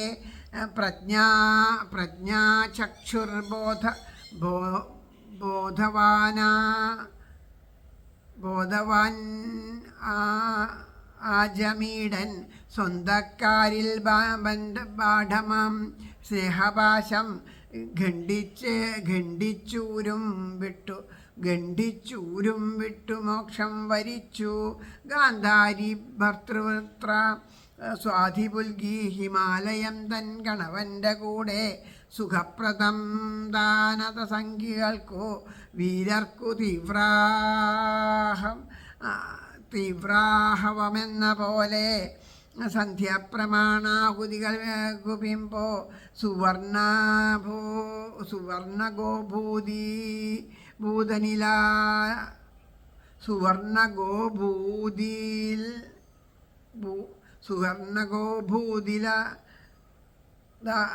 ഭൂതിലതാനിയായി ഗൃഹത്തിലെത്തി ഗുരുവന്തി ഭൂപൻ. ഗാന്ധാരിയിൽ അങ്ങു പിതാക്കളില്ല. അങ്ങിരിപ്പൂ സഞ്ജയനും ദുഃഖിതൻ ചൊല്ലിയിങ്ങനെ: ഗാവൽഗണേ വൃദ്ധനന്ദൻ, ഞങ്ങൾ തൻ താതനെങ്ങു പോയി? ഹതപുത്രാർത്ഥയെങ്ങ അമ്മയെങ്ങ അല്ല പിതൃവ്യനും ആകൃതപ്രജ്ഞനെന്നാകിൽ കളങ്കം ചാർത്തിടും വിധം ഗംഗയിൽ ചാടിയോ ദുഃഖി ഹതബന്ധു സ്വഭാര്യനായി. അങ്ങനെ ആ വിദുരരുടെ വാക്കുകൾ കേട്ട് കഴിഞ്ഞപ്പോൾ ആ അന്ധനായിട്ടുള്ള രാജാവ് അനുജനായിട്ടുള്ള വിദുരരുടെ വാക്കുകളൊക്കെ കേട്ടപ്പോൾ ആ സ്നേഹപാശം മുഴുവനും ഛേദിച്ചുകൊണ്ട് ആ ലൗകിക സുഖത്തെ മുഴുവനും ഉപേക്ഷിച്ചുകൊണ്ട് ആ സഹോദരൻ കാട്ടിക്കൊടുത്തിട്ടുള്ള ആ ബന്ധമോക്ഷ മാർഗങ്ങളെക്കുറിച്ചിട്ട് ഉള്ള ബോധ്യം വന്നുകൊണ്ട് ഗൃഹത്തിൽ നിന്ന് പുറപ്പെട്ടു പോയി. അപ്പോൾ ആ പോണ സമയത്ത് ആ ഹിമാലയ പർവ്വതത്തിലേക്കാണ് പോയത്. അപ്പോൾ ഭർത്താവിനോട് കൂടിയിട്ട് പതിവ്രതയും ആയിട്ടുള്ള ആ ഗാന്ധാരിയും ഭർത്താവിൻ്റെ കൂടെ പോയി. അങ്ങനെ ആ ഹിമാലയത്തിലെ ഭർത്തസമേതം ആ ഹിമാലയത്തിൽ അവർ ഹിമാലയത്തിലേക്ക് പോയി. ആ സമയത്ത് ധർമ്മപുത്രരുടെ കാലത്ത് കുളിയും നമസ്കാരവും അതൊക്കെ കഴിഞ്ഞിട്ട് നിത്യകർമ്മങ്ങളൊക്കെ കഴിഞ്ഞിട്ട് എള്ള്, പശു, ഭൂമി മുതലായതൊക്കെ ദാനങ്ങളൊക്കെ ചെയ്തുകൊണ്ട് ബ്രാഹ്മണരെയൊക്കെ സന്തോഷിപ്പിച്ചു. അതിനുശേഷം ധൃതരാഷ്ട്രരെയും വിതുരരെയും അമ്മയൊക്കെ കാണാൻ വേണ്ടിയിട്ട് അവരുടെ ഗൃഹത്തിലേക്ക് വന്നപ്പോൾ അവരെ അവിടെ കാണാനില്ല. അപ്പോൾ അവരെ കാണാണ്ട് ദുഃഖിച്ചിട്ട് ധർമ്മപുത്രരെ അവിടെ ഇരിക്കുന്നത് സഞ്ജയനോടും മറ്റുള്ളവരോടൊക്കെ ചോദിച്ചു, എങ്ങനെയാണ് അന്ധനും വൃദ്ധരുമായിട്ടുള്ള ഞങ്ങളുടെ മാതാപിതാക്കൾ എവിടെ പോയി എന്ന് അന്വേഷിച്ചു. അപ്പോൾ കാരണം അവർ എവിടെയാണ് പോയി, രണ്ടു പേർക്കും കണ്ണ് കാണില്ല. ഒരാൾ കണ്ണ് കാണാണ്ടും മറ്റേ കണ്ണ് മൂടിക്കെട്ടിയ അവസ്ഥയിലുമാണല്ലോ. അപ്പോൾ പറയണു ആ പുത്രന്മാരുടെ മരണം നിമിത്തം ദുഃഖിതനായിട്ട് അമ്മയും ഞങ്ങളിൽ സ്നേഹമുള്ള വലിയച്ഛനൊക്കെ ഇന്നിപ്പോൾ എവിടെയാണ് പോയത്? ആ ബന്ധുക്കൾ ആരും ഇല്ലയെന്നെങ്ങാനും എന്തെങ്കിലും ഞങ്ങളുടെ പ്രവൃത്തി കൊണ്ടോ എന്തുകൊണ്ടെങ്കിലും അവർക്ക് അതൊരു വിഷമം ഉണ്ടായിട്ടുണ്ടാവുമോ? അപ്പോൾ ഭാര്യയുടെ കൂടി പോയിട്ട് ഇതാ വേണ്ട വിധത്തിൽ ഞാൻ സംരക്ഷിക്കാത്തത് കൊണ്ട് അവർക്ക് ദുഃഖം ഉണ്ടായിട്ട് ഭാര്യയോട് കൂടെ പോയിട്ട് ആ ഗംഗയിലെങ്ങാനും വീണ് മരിക്കാനെങ്ങാനും ആയിണ്ടാവുമോ പോയിണ്ടാവുക എന്നെല്ലാം വിചാരിച്ചിട്ട് ധർമ്മപുത്രർ ദുഃഖിക്കുകയാണ്. പിത്യരുപ്പരതേ പാണ്ഡൗ സർവാന്ന സുഹൃത ശിശുൻ അരക്ഷതാം വ്യസനതാ പിതൃവ്യൗകാഗതാവിത സൂത ഉവാച കൃപയാ സ്നേഹവൈക്ലഭ്യ സൂതോ വിരഹർഷിത ആത്മേശ്വരാമജക്ഷാണോ ന പ്രത്യാഹാദിപീഡിതാം വിമൃജാ ശൃണിബാണിഭ്യാം വിഷ്ടാഭ്യാമാത്മനാത്മന അജാതശത്രും പ്രത്യുജേ പ്രഭോ പാദാവനുസ്മരൻ. സഞ്ജയ ഉവാചാനാഹം വേദവ്യവസിതം പിത്രോർവാകുലനന്ദന ഗാന്ധാര്യാ വാ മഹാഭാഗോ മുഷിതോസ്മി മഹാത്മഭി അധ ജഗാമ ഭഗവൻ നാരദാ സഹതുംബുരു പ്രത്യുദ്ധായാഭിവാദ്യാഹ സാനുജോർഭ്യർച്ചയന്നിവ. അപ്പോൾ അങ്ങനെ ആകെ വിഷമിച്ച് സങ്കടപ്പെട്ടിരിക്കുകയാണ്.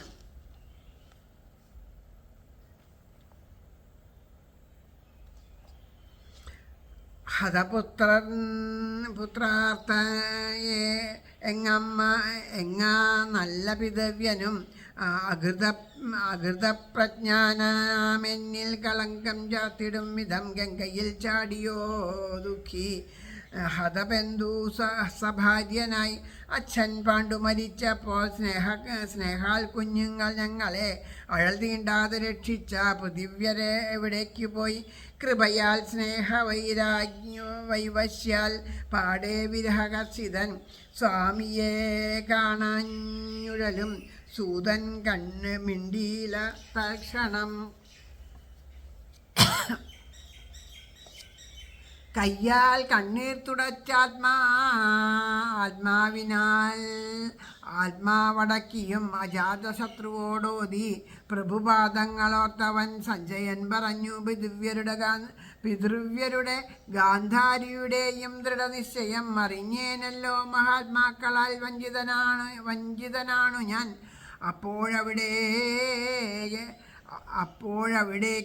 അവിടെ തുമ്പുരുവും കൊണ്ടെത്തി നാരദൻ സഹാനുജനെ എഴുന്നേറ്റു വന്ദിച്ചോദീപെടുന്നനെ.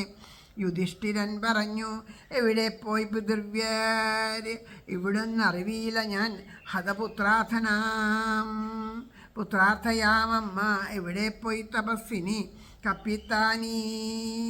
കപ്പിത്താനീയപാരത്തിരങ്ങേകൻ പാരദർശകൻ. അപ്പോൾ പറഞ്ഞു ഭഗവാൻ നാരദൻ മുനി സത്തമൻ, കേഴായി അവരെ ചൊല്ലിയും നീ ജഗത്തീശ നിയന്ത്രിതം.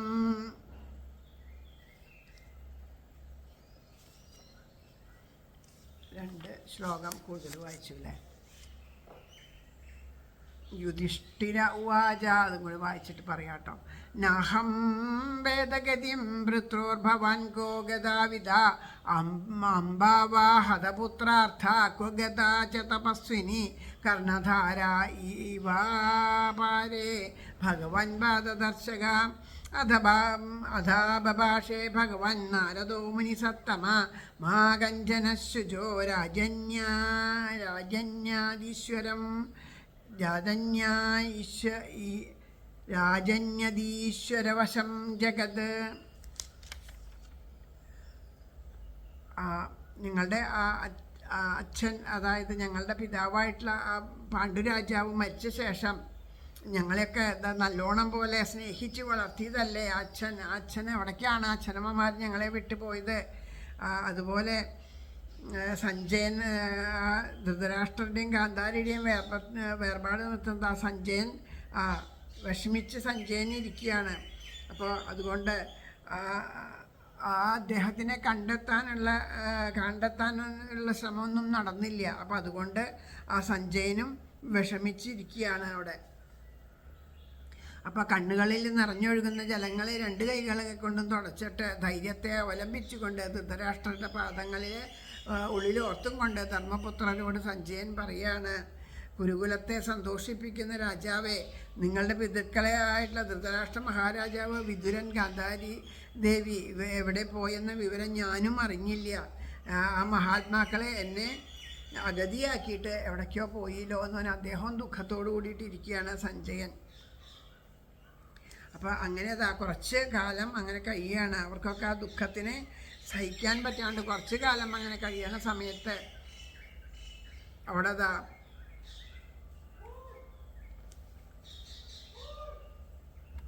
ക്ഷമിക്കണം, ഇടയിലൊന്ന് എണീറ്റ് പോകേണ്ടി വന്നു. അതുകൊണ്ടാണ്. നമുക്ക് ആദ്യം തൊട്ട് ആ വായിച്ച ഭാഗത്തു നിന്നോട്ട് തുടങ്ങാം. അപ്പോൾ അങ്ങനെ കുറച്ച് കാലം ദുഃഖിച്ചുകൊണ്ട് അവിടെ കഴിയണ സമയത്ത് നാരദ മഹർഷി അവിടെ വന്നു. നാരദ മഹർഷി അവിടെ വന്നപ്പോൾ ആ അനുജന്മാരോട് കൂടിയിട്ട് വേഗം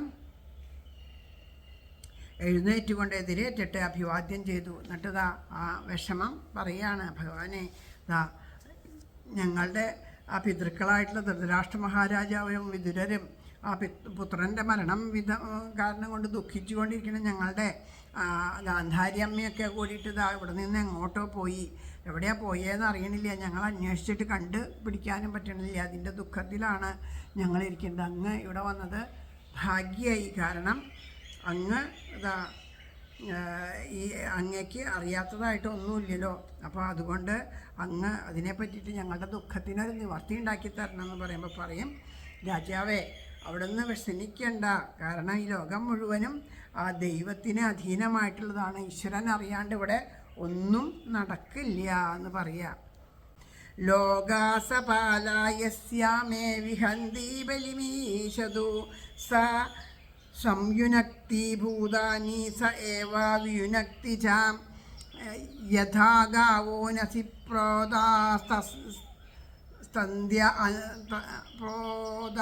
അന്ത്യം ബദ്ധാ സ്വദാമഭി വാക്തന്ത്യം നാമഭിർബന്ധ വഹന്തി ബലിമീശതു യഥാ ക്രീഡോപസ്കരാണം സംയോഗാ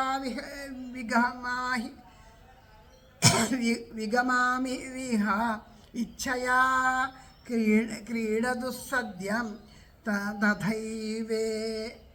തഥൈവേശേച്ഛയാ ദൃഢം യന്മനസ്യേ ധ്രുവം ലോകം അധ്രുവം വാന ചോഭയം സർവദാ നഹി ചോദ്യാസ്തേ സ്നേഹാദന്യത്ര മോഹജാത്. അപ്പോൾ പറഞ്ഞു ഭഗവാൻ നാരദൻ മുനി സത്തമൻ, കേഴായികാരെ ചൊല്ലിയും നീ ജഗത്തീശ നിയന്ത്രിതം എവന്നു ബലിയാണോ ലോകങ്ങളും ലോകപാലരും ചേർക്കുന്നു വേർപിരിക്കുന്നു ജീവന്മാരെ അവൻ പ്രഭു. തൻ്റെ മൂക്കുകയറാൽ ബന്ധിക്കപ്പെട്ട കാള പോൽ വാക്കിങ്കൽ നാമബദ്ധന്മാർ ബലിയാവുന്നതീശനിൽ കളിപ്പാട്ടങ്ങളെ ചേർത്തും വേർപെടുത്തും കളിപ്പവൻ. അപ്പോലെ തന്നെ ഈ സ്വേച്ഛാവിധേയന്മാർ മനുഷ്യരും. വിശ്വം നിത്യമനിത്യം സമ്മിശ്രം അങ്ങനെ കാണിലും അജ്ഞാനജന്യമീ സ്നേഹം അതൊന്നേ ദുഃഖകാരണം. അതാ നാരദരോട് ചോദിക്കുമ്പോൾ നാരദർ പറയണു, വിഷമിക്കൊന്നും വേണ്ട. കാരണം ഈ ലോകം മുഴുവനും ഈശ്വരന് അധീനമായിട്ടുള്ളതാണ്. അപ്പോൾ ഈശ്വരേച്ഛ അല്ലാണ്ട് ഇവിടെ ഒന്നും നടക്കണില്ല. ഈശ്വരനായിരിക്കണ ഭഗവാൻ ഇന്ദ്രാദി ലോകപാലന്മാരോട് കൂടിയിട്ട് ഈ ലോകത്തിനെ മുഴുവനും ഇങ്ങനെ അതിന് ഭൂതങ്ങളെ അന്യോന്യം യോജിപ്പിക്കണു, അത് തന്നെ വേർപ്പെടുത്തണു. അതുപോലെ മൂക്ക് കയറ് ഇട്ടിട്ടതാ എങ്ങനെയാണോ കാളയെ കയറിട്ടിട്ട് നമ്മളിതാ വാഹനങ്ങളിൽ ചേർത്തൊക്കെ കെട്ടിയിട്ട് കയറ് കയ്യിൽ പിടിച്ചിട്ട് യജമാനൻ കാളയെ പ്രവർത്തിപ്പിക്കില്ലേ, അതുപോലെയാണ് നമ്മുടെ ആ കയറിൽ നമ്മളെയൊക്കെ പ്രവർത്തിപ്പിക്കുന്നത് ആ ശക്തിയാണ്. ഈശ്വരനാണ് ആ പ്രവൃത്തികളെയൊക്കെ, ഈശ്വരൻ മൂലമാണ് ഓരോ പ്രവൃത്തികളും ഇവിടെ സംഭവിക്കുന്നത്. കളിക്കുന്നവൻ്റെ ഇച്ഛാനുസരണമാണ് ആ കളിക്കോപ്പുകളൊക്കെ ഉണ്ടാവുക അല്ലേ. അത് എവിടെ എങ്ങനെ വേണമെന്ന് കളിക്കുന്നവനല്ലേ നിശ്ചയിക്കുക. അതുപോലെ നമ്മളിലാകുന്ന കളിക്കോപ്പുകളെ വെച്ച് കളിക്കുന്നത് ഈശ്വരനാണ് കളിക്കുന്നത്. ആ പ്രപഞ്ചത്തിലെ സൃഷ്ടിസ്ഥിതി സംഹാരമാകുന്ന കളി നടത്തുന്ന ഈശ്വരൻ്റെ ഇച്ഛ പോലെയാണ് എല്ലാം സംഭവിക്കുക എന്ന് പറയാണ്. ലോകം മുഴുവൻ ഈശ്വരന് അധീനമായ ആരെക്കുറിച്ചും ക്ലേശിക്കാനില്ല എന്നതാ പറഞ്ഞു കൊടുക്കുകയാണ് അവർക്ക്. അപ്പോൾ ഹരേ കൃഷ്ണ. തസ്മാജഹ്യംഗവൈക്ലവ്യാജ്ഞാനാഗതാത്മന കഥം ത്വനാഥാകൃപണ വർത്തതേരംസ്തേജമമ്മിന കാലകർമ്മ ഗുണാധീനോ സദേഹോയം പഞ്ചഭൗതിക കഥാമന്യാംസ്തു ഗോപായേത് സർപ്പഗ്രസ്തോ യഥാ പരം അഹസ്താനി സഹസ്താനം അപദാനി ചതുഷ്പദം ഫാൽഗുനി തത്ര മഹദം ജീവോ ജീവസ്യ ജീവനം തദിദം ഭഗവാൻ രാജന്നേക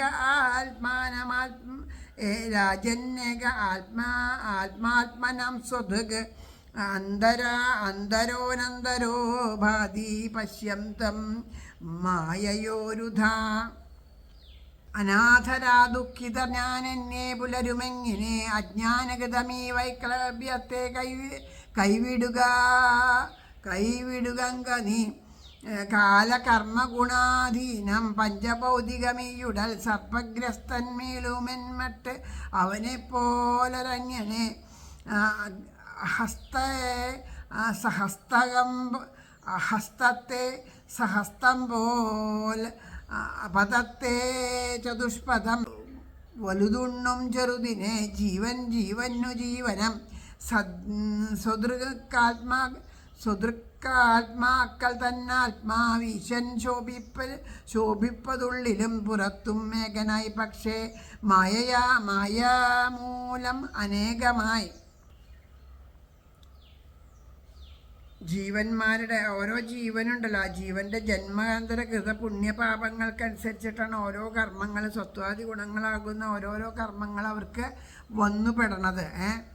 അപ്പോൾ അത് സംയോഗം ഉണ്ടാകുന്നു, വിയോഗം ഉണ്ടാകുന്നു. ശരീരം നരകത്തിൽ ഓരോ വ്യാധികൾ വരുന്നതും ദുരിതങ്ങൾ വരുന്നതും ദുഃഖങ്ങൾ വരുന്നതൊക്കെ അതിൻ്റെയൊക്കെ അടിസ്ഥാനത്തിലാണ്. മറ്റൊരു ശരീരത്തെ അതിൻ്റെ നാശത്തിൽ ഇപ്പം നമ്മുടെ ശരീരത്തെ രക്ഷിക്കാനേ നമുക്ക് സാധിക്കില്ല. നമ്മൾ വെറുതെ പറയണു നമ്മൾ അവരെ രക്ഷിക്കണു ഇവരെ രക്ഷിക്കണു, ഞാനാണെന്ന് പറയണു. പക്ഷേ അവനവൻ്റെ ശരീരത്തെ പോലും രക്ഷിക്കാൻ അവനവന് സാധിക്കില്ലാത്ത അവസ്ഥയിൽ നമുക്ക് എങ്ങനെയാണ് മറ്റൊരാളെ രക്ഷിക്കാൻ സാധിക്കുക? സർപ്പത്തിൻ്റെ വായിൽ കുടുങ്ങിയ ഒരുവൻ അതുപോലെയുള്ള മറ്റൊരുത്തനെ സർപ്പത്തിൽ നിന്ന് രക്ഷിക്കാൻ നോക്കിയാൽ അവന് പറ്റുമോ?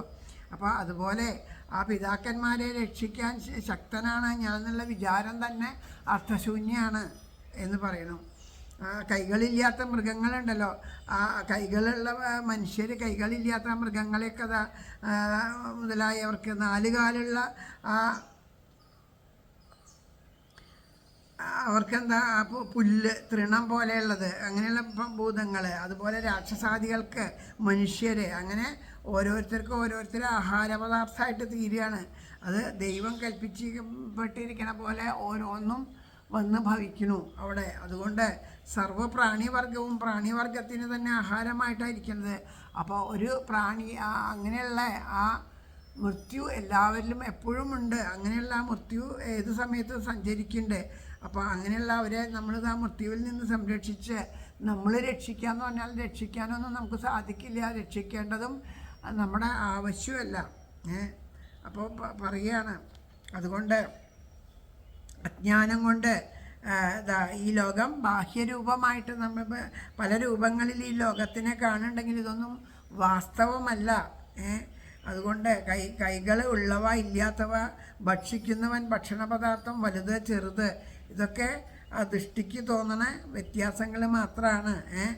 എല്ലാ ദിക്കിലും ഒരുപോലെ നിറഞ്ഞിരിക്കുന്നവനും ഭക്ഷിക്കുന്നവനും ഭക്ഷണ പദാർത്ഥമൊക്കെ ഭേദം കൂടാതെ ഏകനായിട്ടിരിക്കുന്ന ആ സർവത്ര വിളങ്ങണ ആ ഭഗവാൻ തന്നെയാണ് എന്ന് പറയണു. അപ്പം അതുകൊണ്ട് രക്ഷിക്കപ്പെടുന്നവൻ തന്നെയാണ് ഭഗവാൻ മാത്രമേ ഉള്ളൂ, അല്ലാണ്ട് നമുക്ക് ആരെയും രക്ഷിക്കാനൊന്നും സാധിക്കില്ല എന്ന് പറയാണ്. സോയമദ്യ മഹാരാജ ഭഗവാൻ ഭൂതഭാവന കാലരൂപാവതീർണോ ശ്യാമഭവായ സുരദ്വിഷം നിഷ്പാദിതം ദേവഗതാമവശേഷം പ്രതീക്ഷിതേ താവദ്യുദയമവേക്ഷദ്വം ഭവേദ്യാവതീശ്വര ധൃതരാഷ്ട്രസഹ ഭ്രാതാ ഗാന്ധാര്യ ച സഭാര്യയ ദക്ഷിണേന ഹിമവത ഋഷീണാമാശ്രമംഗത സ്ത്രോതോബീ സ്തബീര്യ വൈ സാധുനീ സപ്തധാ വ്യദാത് സപ്താനാം പ്രീതയേ ജ്ഞാന സപ്തസ്ത്രോത പ്രജക്ഷതേ സ്നാത്വാനുസവനം തസ്മിൻ ഹത്വാഗ്നിന്യഥാ വിധി അഭക്ഷ ഉപശാന്താത്മാ ആസ്തേ വിഗതൈക്ഷണൈ ജിതാസനോ ജിതശ്വാസ പ്രത്യാഹൃത ഷഡിന്ദ്രിയ ഹരിഭാവനയാ ദ്വസ്തൻ രജസ്സത്വതമോമല വിജ്ഞാന ആത്മനി സംയോജ്യ ക്ഷേത്രജ്ഞ പ്രവിലാപ്യതം ബ്രാഹ്മണ്യാത്മനാമാധാരേ ഘടാംബരമിവാംബരേ ഗുണാദർക്കോ നിരുന്ധകരണാശയ നിവൃത്താദഖിലാഹാര ആസ്തേ സ്ഥാണുരിവാചല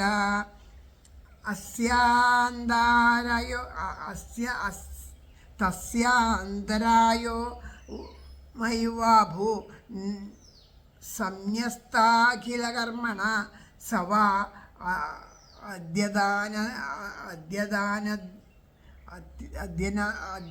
അദ്യനാദ്രാജൻ പരദാ പഞ്ചമേഹനീം കളേപരം ഹാസ്യതി സ്വം തച്ഛ ഭസ്മീഭവിഷ്യതി ദഹ്യമാനേഗ്നിഭിർദേഹ പ്രത്യുപത്നീ സഹോടജേ ബഹിസ്ഥിതാപതിം സ്വാധി തമഗ്നിമനുവേശ്യതി വിദുരസ്തു തദാശ്ചര്യം നിശമ്യ ഗുരുനന്ദന ഹർഷശോകായുധസ്തസ്മാത് ഗന്ധ്വാ തീർത്ഥാസി സേവക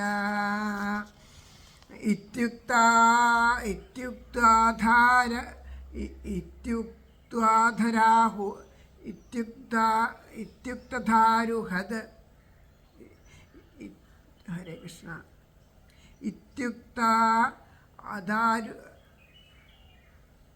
അഥ ആരൂഹത് പദം വരിക്കാൻ ഇങ്ങനെ നോക്കുമ്പോൾ കിട്ടുന്നുണ്ട് കേട്ടോ.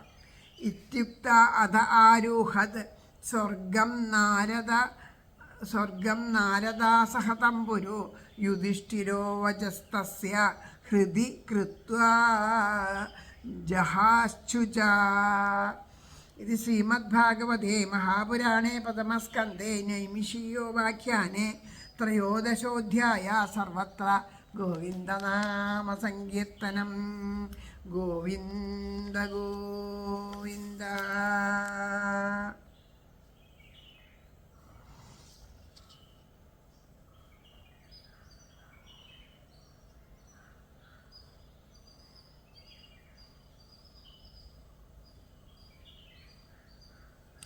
കാലകർമ്മഗുണാധീനം പഞ്ചബൗദ്ധികമീയുടൽ സർപ്പഗ്രസ്തന്മീളുമീ മറ്റേ അവനെപ്പോലൊരന്യനെ അഹസ്തത്തെ സഹസ്തം അബദ്ധത്തെ ചതുഷ്പദം വലുതുണ്ണും ചെറുതിനെ ജീവൻ ജീവനു ജീവനം സദൃക്കാത്മാക്കൾ തന്നാത്മാവീശൻ ശോഭിപ്പതുള്ളിലും പുറത്തുമേകനായി പക്ഷേ മായാമൂലമനേകനായി സംഹാരാർത്ഥ അവതരിപ്പൂ ഭൂപതേ കാലരൂപത്തിൽ ഭഗവൻ സർവഭൂതാധികാരണൻ ചെയ്താനീശൻ ദേവകൃത്യം ചെയ്യുവാൻ പോകുന്നു ശിഷ്ടവും ഈശനിൽ നിന്നുള്ള കാലത്തെ കണ്ടുകൊള്ളുക നിങ്ങളും.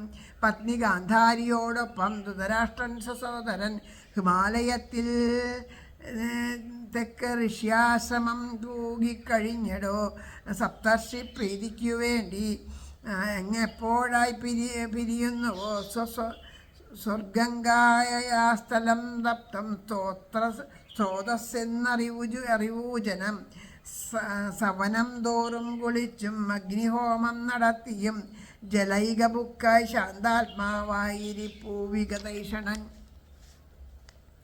ജിതാസനൻ ജിതശ്വാസൻ പ്രത്യാഹൃതാഷഡിന്ദ്രിയൻ ഹരിഭാവനയിൽ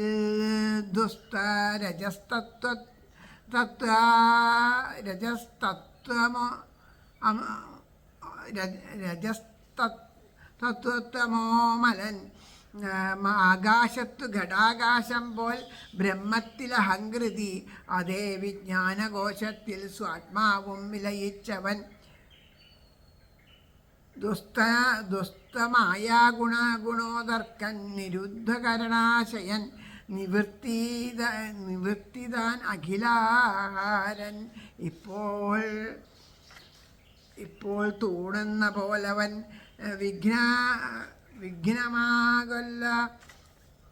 വിഘ്നമാകൊല്ല സന്യസ്താം അഖിലകർമ്മിയവന്നു നീ ഇനി അഞ്ചാം നാളിലവനുപേക്ഷിക്കും കളേപരം ഭസ്മീഭവിക്കുകയും ചെയ്യും. മധുയോഗാഗ്നിയിൽ സ്വയം തീയിൽ ഭക്തജടം പർണശാലയും ചാമ്പലാകവേ ചിതാഗ്നിയിൽ പ്രവേശിക്കും കണ്ടു നിൽക്കുന്ന പത്നിയും. ഈശ്വര, ഈ ആശ്ചര്യങ്ങൾ വീക്ഷിച്ച വിതുരൻ ഗുരുനന്ദന ഇവിടം വിട്ടുപോം ഹർഷശോകൻ തീർത്ഥസേവിയായി ഇതോദീ തമ്പുരുവുമായി ഉടൻ വിണ്ണേറി നാരദൻ യുധിഷ്ഠിരൻ ഹൃശോകത്തെ കഴുകി നാരദോക്തിയാൽ. സർവത്ര ഗോവിന്ദനാമ സങ്കീർത്തനം ഗോവിന്ദ ഗോവിന്ദ. അങ്ങനെ പ്രഥമസ്കന്ധം 13-ാം അധ്യായം ഇവിടെ സമർപ്പിക്കുന്നു. അപ്പോൾ ഇപ്പോൾ പറഞ്ഞത് എങ്ങനെയാണെന്ന് വെച്ചാൽ ആ മഹാത്മാവായ ഈശ്വരൻ എവിടെയുണ്ടെന്ന് അതാ പറയുകയാണ്. സർവപ്രാണികളുടെയും ഉള്ളിൽ അനുഗ്രഹിക്കാനായിട്ട് സൃഷ്ടിയാദി ലീലകളെ നടത്തുന്ന കാലസ്വരൂപനായ ഭഗവാൻ ദുർജനങ്ങളെ നശിപ്പിക്കാനായിട്ട് അവതരിച്ചിട്ടുണ്ട്. അപ്പോൾ അങ്ങനെ ആ ദ്വാരകയിൽ ശ്രീകൃഷ്ണ രൂപേണ വിളങ്ങുന്നത് ആ ഭഗവാൻ തന്നെയല്ലേ. അപ്പോൾ അതുകൊണ്ട് ശ്രീകൃഷ്ണൻ അപ്പോൾ അങ്ങനെ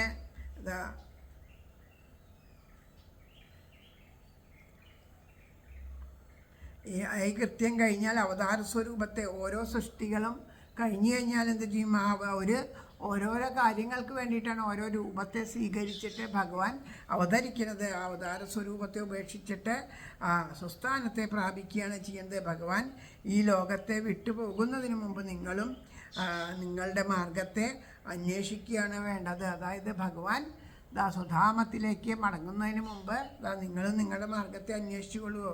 ആ പിതാക്കന്മാരായ ധൃതരാഷ്ട്രര് വിതുരരും അമ്മയൊക്കെ പോയ വഴിക്ക് എങ്ങടാണ് പോയത്, പുറപ്പെട്ടു പോയി എന്ന് പറഞ്ഞല്ലോ. അതിനെ പറ്റിയിട്ട് ഞാനിതാ പറഞ്ഞു തരാം.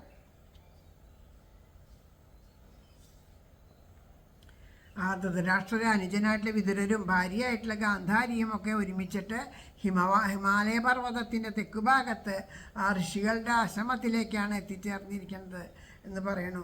ആ ഹിമാലയ പർവ്വതത്തിൽ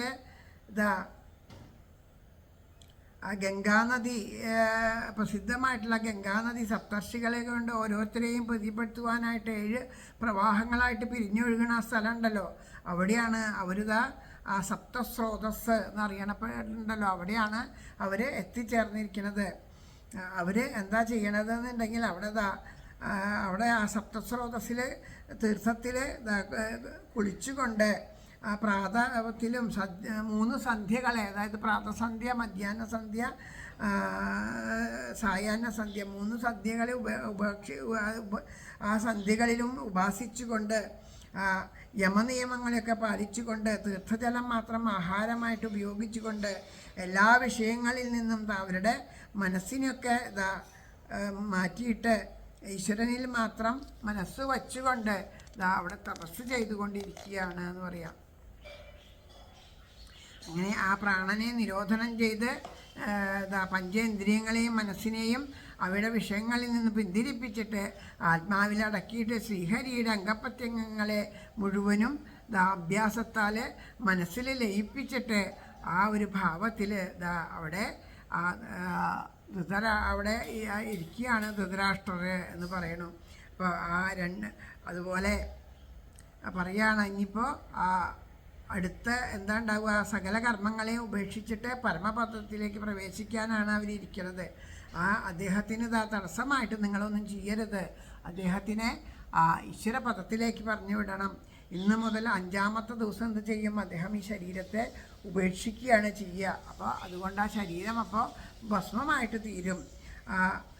യോഗാഗ്നിയും യാഗാഗ്നിയും പർണശാലയും ഒക്കെ ദഹിക്കുന്ന ആ ഇതോടുകൂടിയിട്ട് സ്വന്തം ശരീരത്തെ അതിലേക്ക് സമർപ്പിച്ചിട്ട് പതിവ്രതയായിട്ടുള്ള ഗാന്ധാരിയും പതിവ്രതാധർമ്മം അനുഷ്ഠിച്ചുകൊണ്ട് ആ ഭഗവാനോട് കൂടി ചേരും. ഇതിനെല്ലാം സാക്ഷിയായിട്ട് നിന്നിട്ട് ആ വിതുരരെ സന്തോഷത്തോടു കൂടിയിട്ട്, കാരണം മരണചിന്തയുള്ളവർക്കാണ് സങ്കടം ഉണ്ടാവുള്ളൂ. ഇതിപ്പോൾ എന്തുണ്ടായ ശരീരത്തിൻ്റെ പ്രാരാബ്ദം തീർന്ന് അവരിതാ ഈശ്വരനോട് കൂടി ചേർന്നു എന്നുള്ള സത്യം വിതുരർക്കറിയാം. അതുകൊണ്ട് സന്തോഷത്തോടു കൂടിയിട്ട് ആ തീർത്ഥങ്ങളിലെ വീണ്ടും ആ തീർത്ഥാടനത്തിനായിട്ട് പുറപ്പെടും എന്ന് പറയണം. ഇങ്ങനെയൊക്കെ പറഞ്ഞ് നാരദർ തിരിച്ച് പോയി. യുധിഷ്ഠിരൻ നാരദവാക്യം കേട്ടുകൊണ്ട് ആ മനസ്സിൽ ഉണ്ടായ ദുഃഖത്തിനെല്ലാം കളഞ്ഞിട്ട് സമാധാനമായിട്ടതായിരുന്നു എന്ന് പറയണോട് കൂടിയിട്ടാണ് ആ ഒരു അധ്യായം 13-ാം അധ്യായം സമർപ്പിക്കുന്നത്. ഇനി 14-ാം അധ്യായമാണ് പാരായണം ചെയ്യേണ്ടത്.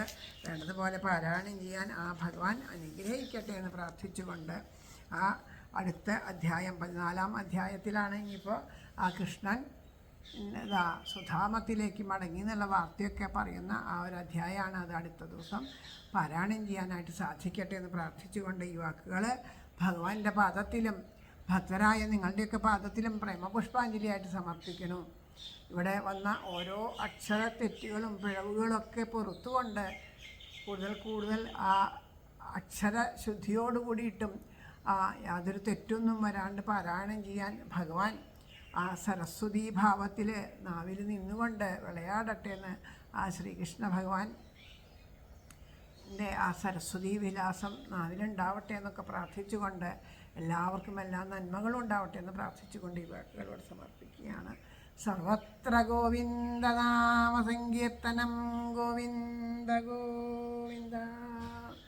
ജയ ജയ ശ്രീരാധേശ്യാം.